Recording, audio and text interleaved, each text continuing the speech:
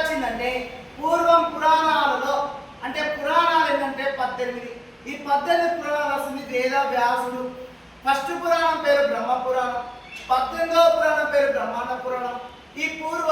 ఈ పురాణాలలో మన గోదావరి నది తలాపున పారుతున్న గోదావరి నదిని తేలివాక అన్నారు. తేలివాక ఎందుకన్నారంటే తెల్లని నీళ్లు కలదని అర్థం. తేలివాక నది తీరం వెంబడి నివసించే అప్పట్ల ప్రజల్ని ఏమన్నారంటే తెలంగులు అంటే తెలివి గలవారు. ఈ తెలంగులు పేరు మీద వచ్చిందే తెలంగాణ పదం. బట్ మోస్ట్ ఇంపార్టెంట్ తెలంగాణ పదం మొట్టమొదట తెలంగాణ పదం ఏ పురాణంలో కలిసిందంటే వాయుపురాణంలో కనిపించింది. ఇది చాలా సందర్భంలో ఎస్ఐ కానిస్టేబుల్ గతంలో అడిగినటువంటి బిట్. తెలంగాణ పదం వాయుపురాణంలో ఫస్ట్ కనిపించింది.